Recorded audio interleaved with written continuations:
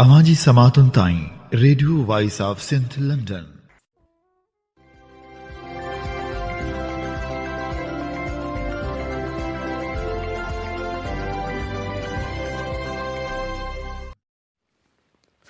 हीअं ॿुधी रहिया आहियो radio voice of Sindh London.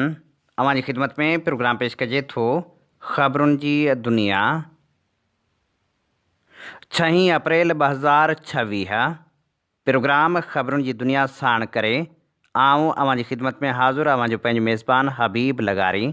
सभ खां पहिरियां पेश करियूं था ख़ासि ख़बरूं। हैदराबाद में जबरी तौर खंभे गुम कयल डॉक्टर अली जोगी अञा ताईं बाज़ियाब थी न सघियो। सिंधियन नेशनल कांग्रेस जा संदसि बाज़ियाबी लाइ मुज़ाहिरा। वरड सिंधी कांग्रेस पारां बि डॉक्टर अली जोगीअ जे खंभजण जी मज़मत, फौरी तौर आज़ादी जो मुतालबो। तेल जे अघनि में वाध ऐं महांगाई ख़िलाफ़ सिंध वासी सरापा एहतजाज बणियल मुख़्तलिफ़ शहरनि में एहतजाजी मुज़ाहिरा। कराची में तहरीक इंसाफ़ जे एहतजाज ते पुलिस कड़की पई, तशदुद ऐं गिरफ़्तारियूं।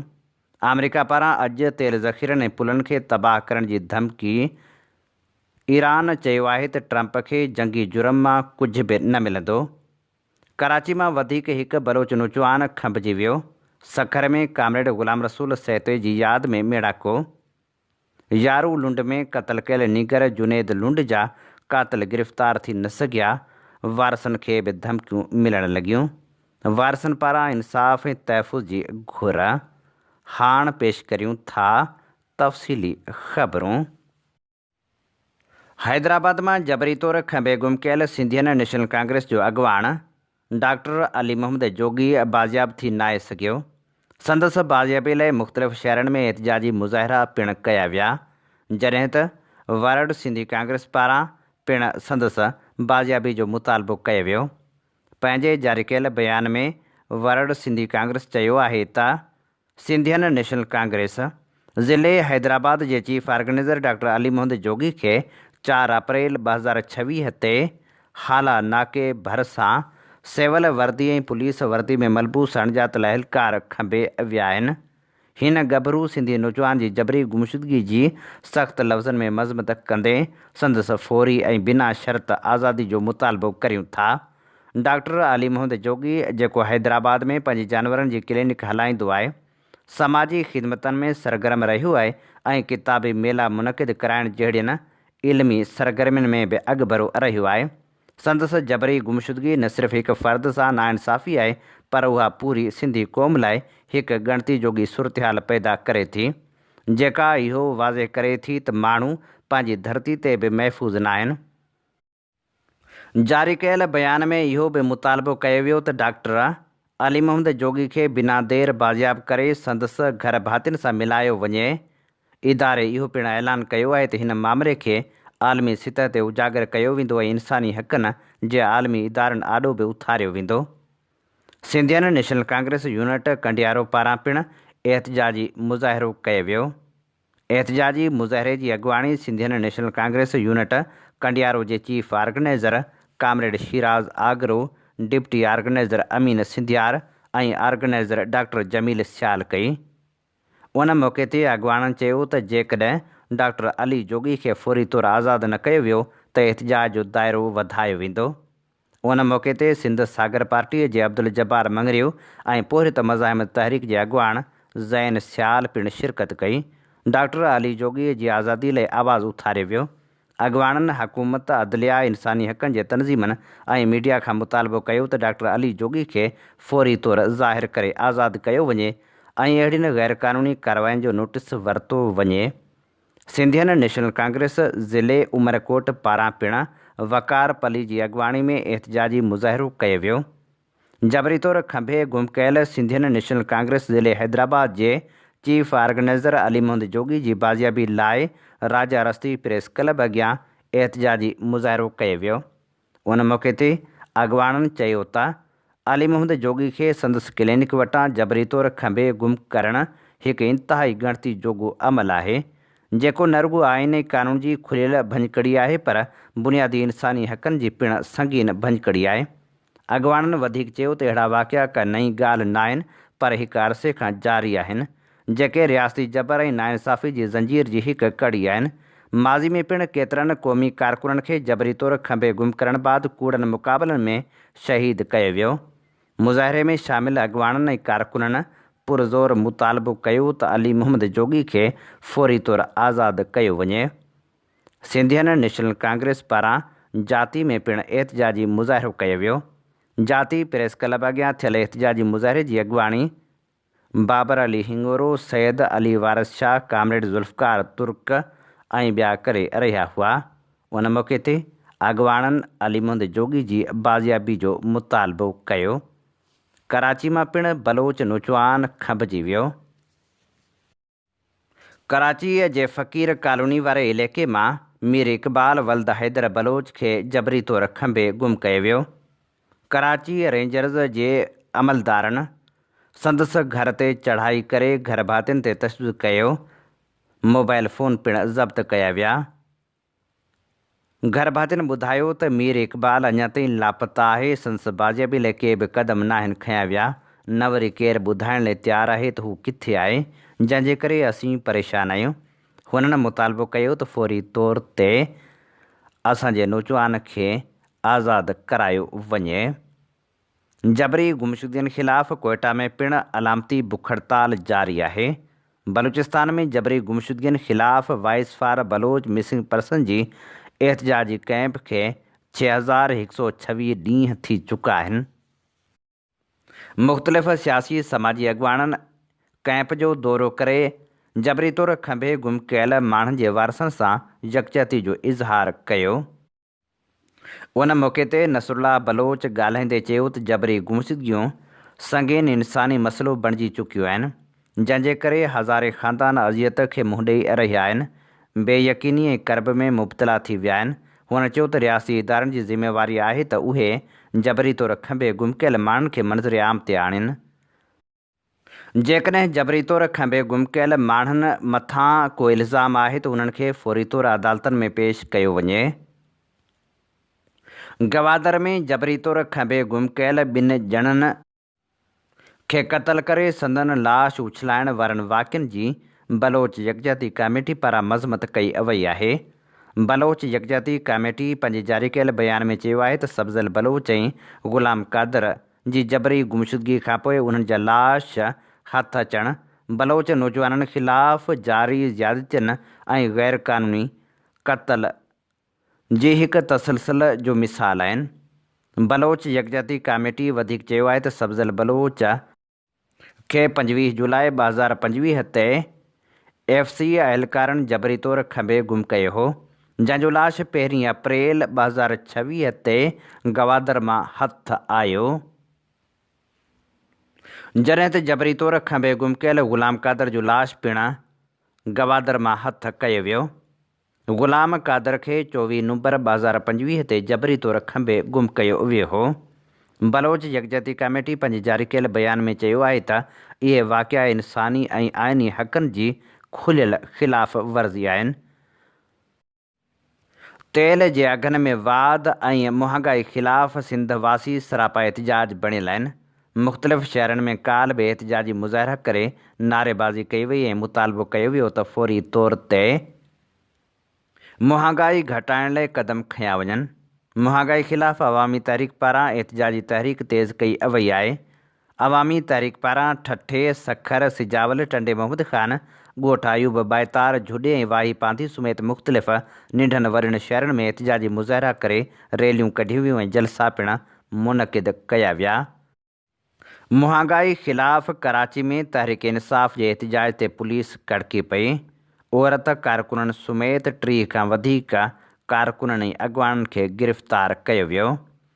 पुलिस शीलिंग कई ऐं गिरफ़्तारियूं कयूं, जॾहिं त इलाइक़े खे सील करे छॾियो। पाकिस्तान तहरीक इंसाफ़ पारां कराची प्रेस क्लब ॿाहिरां एहतजाज कयो वियो।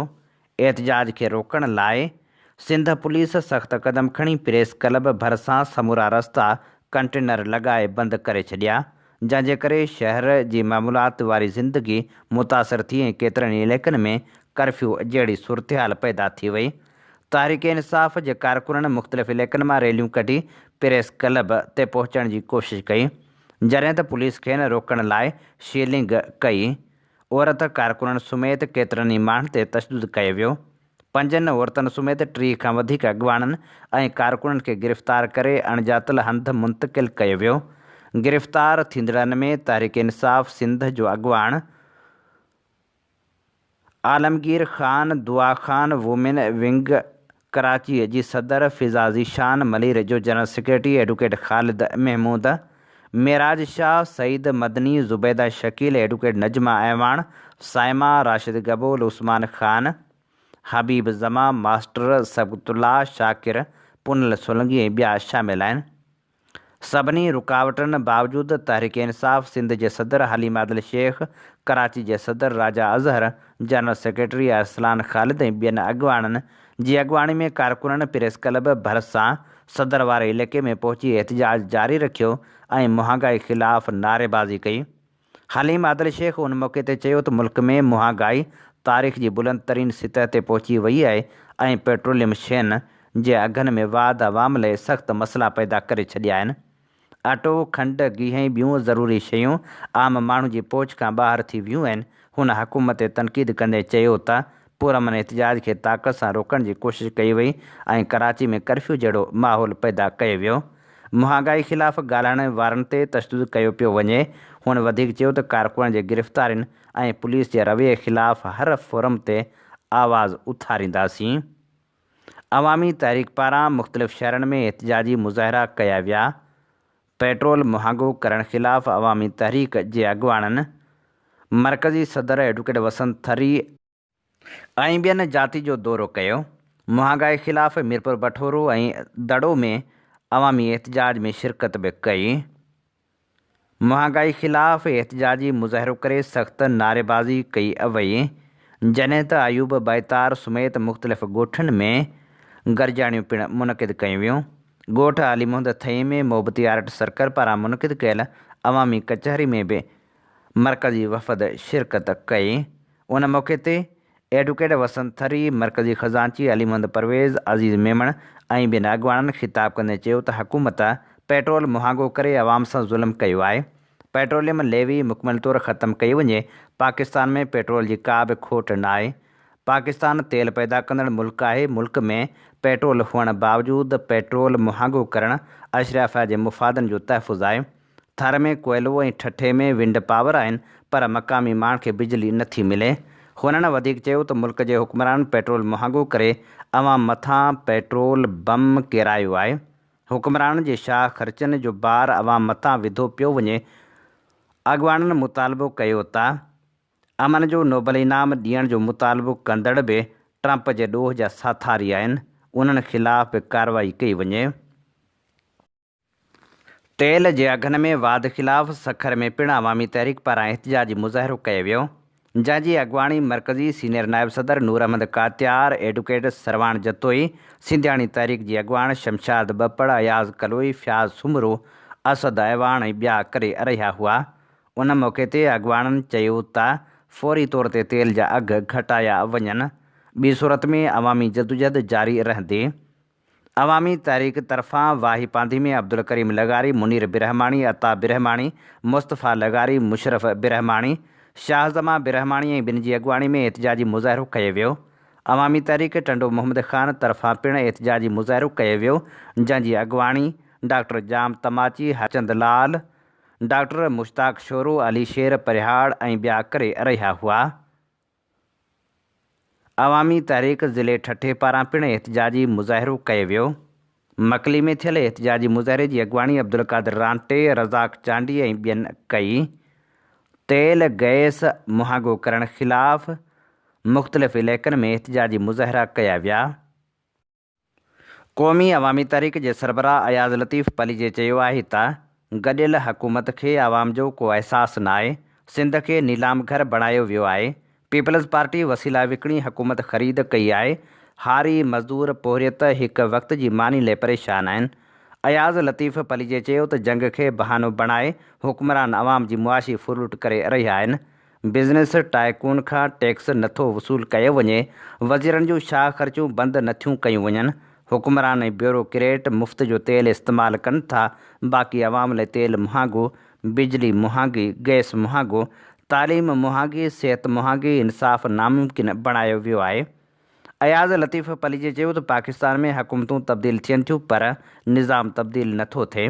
हिकिड़ा फुरलुट वारा वञनि था त नवां चहिरा साम्हूं अचनि था जेके अवाम खे तरक़ी ऐं ख़ुशहाली जो मनसूबो ॾियण बदिरां महांगाई, बेरोज़गारी ऐं बदअमनी जो ॻाट ॻीची में विझी वञनि था। हुकूमत आबादगारनि खे मुफ़्त बीज भाणे दवाऊं फ़राहम करे त जीअं तेल नुक़सान जो अज़ालो थी सघे। अयाज़ लतीफ़ पलीजे चयो त मेरठ जो क़त्ल कयो पियो वञे, नौकरियूं विकिरो कयूं पियूं वञनि, सिंध में का नई सनत नथी लॻाई वञे। जीअं सिंध रहबर कमेटीअ जे मरकज़ी सॾ ते पेट्रोलियम जा अघ वधाइण ऐं सिंध खे सहूलतनि में नज़रअंदाज़ करण ख़िलाफ़ सैयद नवाज़ शाह भाॾाई, रावल करनाणी, सावण बुरफ़ता, हाफ़िज़ आज़ाद ऐं ॿिनि जी अॻुवाणी में मकली वटि एहतिजाजी मुज़ाहिरो कयो वियो। बाईपास खां रैली कढी दुला दरिया ख़ान पार्क वटि बि एहतिजाज कयो वियो, जॾहिं त उन बाद नेशनल हाईवे ते पिणु धरणो हंयो वियो। ग़ुलाम नबी शाह वारे इलाइक़े में पिणु SUP तहरीक इंसाफ़ ऐं GDA पारां एहतिजाजी मुज़ाहिरो कयो वियो, जंहिंजी अॻुवाणी इमाम अली समो, शम्स समो, मालिक हालेपोटो ऐं ॿिया करे रहिया हुआ। वारह में पिणु तेल अघनि में वाध ख़िलाफ़ एहतिजाजी मुज़ाहिरो करे सख़्त नारेबाज़ी कई वई, जंहिंजी अॻुवाणी वकार रज़ा चोलियाणी ऐं ॿिया करे रहिया हुआ। टालपुर वॾा में पिणु शफ़ीक पहियार ऐं ॿिनि जी अॻुवाणी में एहतिजाजी मुज़ाहिरो कयो वियो।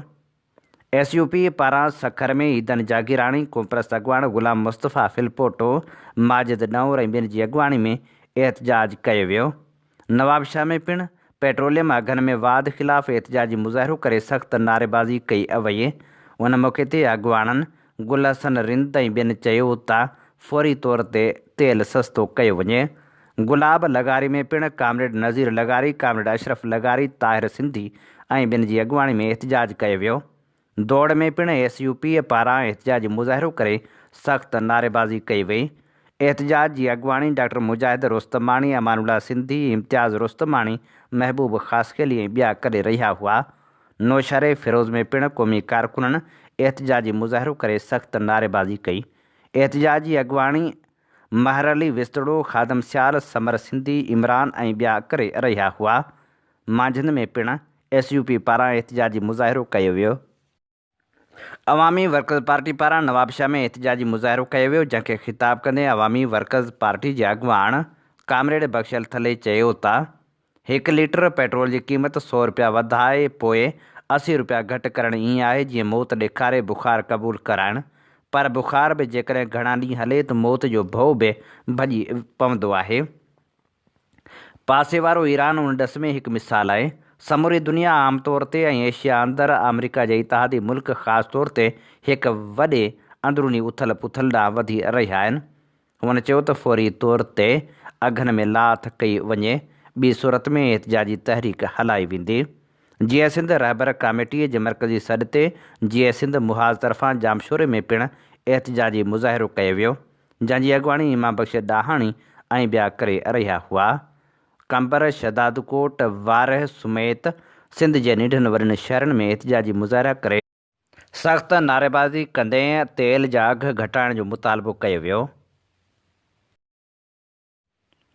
अमरीकी सदर डोनाल्ड ट्रंप ईरान खे धमकी ॾींदे चयो आहे त ईरान जेकॾहिं सामूंडी लंघ न खोलियो त तेल जा ज़ख़ीरा ऐं पुलूं तबाह कंदासीं।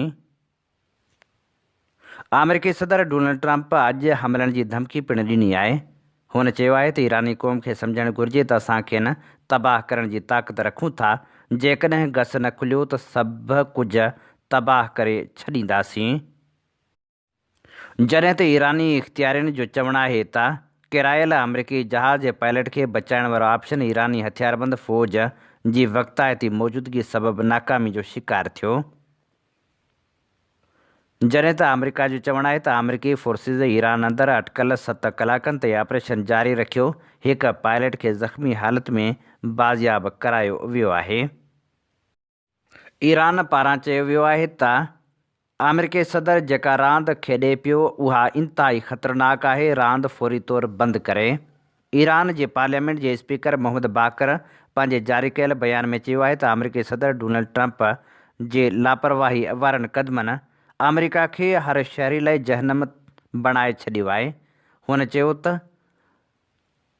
अमेरिकी सदर कंहिं बि ख़ुशफ़हमी में न रहे। जंगी ॾोह मां खेसि कुझु बि न मिलंदो। हुन वधीक चयो त मामले जो वाहिद हल ईरानी अवाम जे हक़नि जो एतिराम ऐं इन रांदि खे बंदि करण में आहे। जरवार भरिसां यारूलुंड वारे इलाइक़े में लुंड बिरादरी जे हथियारबंदनि हथां क़तल थियल जुनेद अहमद लुंड जा क़ातिल अञा ताईं गिरफ़्तार थी न आहिनि सघिया। ह्यूमन राइट्स जे अॻुवाणनि सख़्तु एहतिजाज जी धमकी ॾींदे चयो आहे त क़तल में मुलविस अख़्तर ऐं संदसि साथी गिरफ़्तार न थिया त एहतिजाजी तहरीक हलाई वेंदी। जॾहिं त क़तल थियल नीगर जे वालिद तालिब हुसैन लुंड चयो आहे त कुझु महीना अॻु मुंहिंजे मासूम पुटु जुनेद अहमद खे बेदर्दी सां क़तलु कयो वियो, जंहिंजी FIR जरवार थाणे ते दाख़िल थियल आहे, पर केतिरा ई महीना गुज़रण बावजूदि हिन महिल ताईं पुलिस क़ातिलनि खे गिरफ़्तार नाहे कयो। जरवार पुलिस बासर क़ातिलनि जी साथारी बणियल आहे। बासर क़ातिल मुंहिंजी ज़रई ज़मीन ते कब्ज़ो करे वेठल आहिनि। मूंखे ऐं मुंहिंजी फैमिली खे क़तलु करण जूं धमकियूं ॾेई रहिया आहिनि। असांखे इंसाफ़ सां गॾु तहफ़ुज़ पिणु ॾिनो वञे। असांखे क़ातिलनि मां ख़तरो आहे। फ़ौरी तौर ते क़ातिलनि खे गिरफ़्तार करण लाइ क़दम खंया वञनि। सिंधी अदबी संगत शाख सखर तरफ़ां सखर आर्ट काउंसिल में नामियारे हारी अॻुवाण सहाफ़ी अदीब कामरेड ग़ुलाम रसूल सहते जी 5वीं वरसी जे मौक़े ते तक़रीब मुनक़िद कई वई, जंहिंखे ख़िताब कंदे पाकिस्तान नेशनल पार्टी सिंध जे सदर ताज मरी चयो त कामरेड ग़ुलाम रसूल सहते जी जदोजहद ऐं नज़रियो अॼु बि इनक़लाबी हैसियत रखे थो ऐं मंज़िल माण्हुनि ताईं इनक़लाबी हैसियत रखंदो। अॼु जिते दुनिया जी सुपर पावर ऐं आलमी साम्राज अमेरिका ईरान ॾाढो गोॾा खोड़े चुको आहे ऐं ईरान अमेरिका खे टोटा चॿाए छॾिया आहिनि। अहिड़ी सूरत हाल में कामरेड सहते जी सोच ऐं नज़रियो पाइदार अमन जे क़याम लाइ आदर्शी सोचनि सां मौजूदु आहे। सदारती ख़िताब कंदे हुन वधीक चयो त कामरेड ऐं असां केतिरा ई साल गॾिजी पोरियत इनक़लाब लाइ समूरी सिंध जा झरझंग झाॻिया। हू मज़हब, जिन्स, क़ौम ऐं नसल जे फ़र्क़ खां सवाइ जदोजहद कंदड़ शख़्स हो। शहीद नज़ीर अब्बासी ऐं कामरेड हैदर बख्श जतोई जी क़यादत में हारी ऐं मज़दूर जदोजहद वारे मोर्चे जो मुख्य सिपाही हो। हुन सोशलिस्ट इनक़लाब ऐं मार्क्सिज़म वारी तालीम जे अमली फैलाव लाइ काफ़ी सख़्तियूं सठियूं ऐं रूपोश रही पंहिंजी अमली जाखोड़ जारी रखियाई। कामरेड सिंधी सहाफ़ती सफ़र में बीमारियुनि जे वर चढ़ी वियो। उन मौक़े ते ख़ासि महिमान अली शेर महर, डॉक्टर ग़ुलाम रसूल घुमरे, असद रज़ा आबदी, दिलबर भुट्टो, शफ़ात गांगरे, ज़िया भट्टी, प्रोफेसर मंज़ूर बेदार, सैयद अशरफ शाह, शाह मोहम्मद इंढड़, उस्ताद रहीमदाद राही, सिंधी अदबी संगत जे ज़िले सखर जे राब्ता सेक्रेटरी इरशाद पीरज़ादे, सहाफ़ी ऐं अदीब मजीद नवाज़ मुग़ल, ज़बीउल्ला जतोई, नवीद सिंधी, अशरफ राही, बेख़ुद बलोच, सैयद बुलंद शाह ऐं ॿियनि कामरेड खे लफ़्ज़नि जी भेटा पेश कंदे चयो त कामरेड सहते हक़ ऐं इंसाफ़ ख़ातिर पंहिंजे सहाफ़ती सफ़र में पिणु मुश्किलातुनि खे मुंहुं ॾिनो। हैदराबाद खां इस्लामाबाद ताईं लांग मार्च ऐं एहतिजाज कयाई, बुख हड़तालूं कयाई, पर पंहिंजे मौक़िफ़ खां ज़रो बराबरि बि न हटियो। हुन जी हारी ऐं शागिर्द जदोजहद में अज़ीम किरदारु अदा कंदे पंहिंजो अलाह तला लुटाए छॾियो। हुन मेहरापुर खां पंहिंजे सियासी सफ़र जी शुरूआति कई। कामरेड सहतो यारनि जो यार हो। खेसि कूड़ ऐं नाहक खां सख़्तु नफ़रत हुई, जंहिंजे करे हूअ मुनाफ़िक़नि ऐं कूड़नि माण्हुनि खां सख़्तु चिड़ खाईंदो हो। सहते पंहिंजे पार्टी जे हुकुम ते रूपोश रही जदोजहद जारी रखी। समूरे सिंध जे ॻोठनि ऐं शहरनि में हारी कॉन्फ्रेंसूं पिणु कोठायाई। हूअ सरापा जदोजहद बणियल रहियो। SUPA जे मरकज़ी सदर सैयद ज़ैन शाह चयो आहे त PPA नवाज़ सरकार गठजोड़ वसीले सिंध जी ज़मीन पाणी मैदनी वसीला अथॉरिटी चूंडियल नुमाइंदनि ज़रिए धारियुनि हवाले कई आहे। तेल जूं क़ीमतूं हथरादू तौरु वधाए अवाम खां जीअण जो हक़ बि खसियो वियो आहे। पंहिंजे जारी कयल बयान में सैयद ज़ैन शाह चयो आहे त हुकुमरान जे शाह ख़र्चनि ऐं करप्शन अवाम खे कंगाल करे छॾियो आहे ऐं अवाम मानी गभेले परेशान आहे। सिंध जूं ज़मीनूं मैदनी वसीला अथॉरिटियूं ठाहे क़ौमी सूबाई मेंबरनि सिंध जूं ज़मीनूं दरिया पाणी खपाए आइन खां मथां क़दम खणी लिखी ॾिनो आहे। हुन वधीक चयो त हुकूमत तेल जो हथरादू अघु वधाए 160 रुपया वधीक टैक्स वठी रही आहे। अवाम मथां महांगाई जो बम किरायो वियो आहे। आइन में नाजाइज़ तरमीमूं कयूं वियूं आहिनि। उन लाइ ॿाहिरि निकिरी आगाही मुहिम हलाए रहिया आहियूं। हैदराबाद में IBA टेस्ट पास उमेदवारनि पारां ऑफर आर्डर न मिलण ख़िलाफ़ एहतिजाजी मुज़ाहिरो कयो वियो। मास्तरीअ जी टेस्ट में 40 खां वधीक मार्कूं खणंदड़ उमेदवारनि डॉक्टर आरिफ कलेड़ी, ज़हीर लगारी, फ़हद शेख, समीना, ज़ाकिर अली, सोनिया ऐं ॿियनि जी अॻुवाणी में एहतिजाजी मुज़ाहिरो कयो। उन मौक़े ते हुननि चयो त पंहिंजो हक़ वठण जी उमेद में पंहिंजो वक़्तु सकून ऐं ज़िंदगियूं क़ुर्बान करे वेठा आहियूं। पर अफ़सोस 1 महीनो गुज़रण बावजूदि सिंधी असेंबली में असांजे हक़ में क़ाइमु कयल कमेटी बाबति सिंध हुकूमत जो को बि ज़िम्मेवार नुमाइंदो संजीदगी सां ॻाल्हाइण लाइ अॻिते नाहे आयो। हुननि चयो त कराची प्रेस क्लब साम्हूं असांजी एहतिजाजी कैंप में सिंध सरकार ईद जे ॾींहुं ज़बरदस्ती पटराए एहतिजाज ख़तमु करायो। तशदुद ऐं गिरफ़्तारियुनि बावजूदि असांजो हौसलो अञा नाहे टुटो। असांजो हौसलो मज़बूत आहे। हुननि चयो त ज़ुल्म जी हद इहा आहे त सिंध जा वज़ीर पंहिंजा माण्हू भर्ती कराइण लाइ हार्ड एरिया जी आड़ में 30% मार्कूं खणंदड़ उमेदवारनि खे बि भर्ती कराए विया, जॾहिं त 40+ मार्कूं खणंदड़ तालीम याफ़्ता अहल नौजवान नौकरियुनि लाइ एहतिजाज करण ते मजबूर आहिनि। असांजे एहतिजाज बावजूदि हाणे हुकूमत को नोटिस वठण लाइ तयारु नाहे। हुन मुतालबो कयो त फौरी तौर ते नोटिस वठी असांखे इंसाफ़ ॾियारियो वञे। सकरंड में सहाफ़ी काज़ी जावेद सनाई ते हमले ख़िलाफ़ एहतिजाजी मुज़ाहिरो कयो वियो। सीनियर सहाफ़ी काज़ी जावेद सनाई मथां कुझु ॾींहं अॻु थियल हमले बाद गिरफ़्तार जवाबदारनि जे सहूलियतकारनि पारां खेसि हिरासत करण ख़िलाफ़ सकरंड प्रेस क्लब अॻियां एहतिजाजी मुज़ाहिरो कयो वियो, जंहिंजी अॻुवाणी ग़ुलाम हैदर सोलंगी ऐं ॿिया करे रहिया हुआ। जॾहिं त एहतिजाज में नियाज़ लाशारी, ग़ुलाम नबी मल्ला, अब्दुल्लाह मगसी ऐं ॿिया पिणु शरीक थिया। उन मौक़े ते हुननि चयो त काज़ी जावेद सनाई ते हमले जी जवाबदारनि जे सहूलियतकारनि खे गिरफ़्तार करे खेसि तहफ़ुज़ फ़राहम कयो वञे। गढ़ी यासीन में बदअमनी ते ज़ाब्तो न अची सघियो। चोर दुकान टोड़े रक़म ॿुहारे विया। चोर इनायत दीनारी जे दुकान जी छिति टोड़े 8.5 लख रुपया रोक रक़म ऐं सामान खणी विया। मुतासिरनि पारां अॼु सिंध SSP ऐं ॿियनि वसवारनि खां चोरी वापसि कराइण जो मुतालबो। टंडोजाम प्रेस क्लब अॻियां सिंध सभा ऐं जस्कम अॻुवाणनि पारां एहतिजाज कयो वियो। मोरो भरिसां ॻोठ बजाराणी लेगारी जे रवासियुनि ऐं क़ौमी कारकुननि जी आज़ादी लाइ टंडेजाम में सिंध सभा ऐं जस्कम जे अॻुवाणनि एहतिजाजी मुज़ाहिरो कयो। एहतिजाज जी अॻुवाणी शबीर सिंधी, अहमद शेख ऐं ॿिया करे रहिया हुआ। उन मौक़े ते अॻुवाण चयो त बजाराणी लेगारी जे रवासियुनि सां पुलिस ज़्यादतियूं करे रही आहे। बेगुनाह माण्हू गिरफ़्तार कया विया, जिन खे अदालतनि में बि पेश नथो कयो वञे, न वरी उन्हनि जी आज़ादी लाइ के क़दम खयां वञनि था। उन्हनि जी मुलाक़ात ते पिणु पाबंदी विधी वई आहे। हुननि मुतालबो कयो त फौरी तौर ते समूरनि गिरफ़्तार माण्हुनि खे अदालत में पेश कयो वञे ऐं उन्हनि खे आज़ादु कयो वञे। हीअ असीं अव्हां जी ख़िदमत में पेश करे रहिया हुआसीं ख़बरूं। सिंध जो क़ौमी आवाज़ voice of Sindh London web radio ऐं TV चैनल, जेको गुज़िरियल 13 सालनि खां सिंध सां थींदड़ ज़्यादतियुनि, नाइंसाफ़ियुनि ख़िलाफ़ सगारो आवाज़ बणिजी दुनिया जी कुंड कुड़िछ में पहुचे थो। सिंध तोड़े दुनिया जे मुल्कनि में सिंधियुनि सां थींदड़ ज़ुल्म ऐं जबर ख़िलाफ़ उथंदड़ आवाज़ खे बेबागी सां नशर करे थो।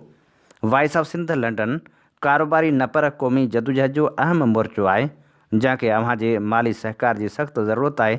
उन आवाज़ खे घर घर ऐं शहर शहर पहुचाइण लाइ पंहिंजो क़ौमी फ़र्ज़ु अदा कयो। चैनल जे लिंक खे लाइक ऐं सब्सक्राइब ज़रूरु कयो। बैनर ते ॾिनल फ़ोन या ईमेल वसीले राबितो करे सघो था। इन ते ई पंहिंजे मेज़बान हबीब लगारी खे ॾींदा इजाज़त। जॾहिं पेर तेॾहिं ख़ैर। अवां जी समातुनि ताईं radio voice of Sindh London.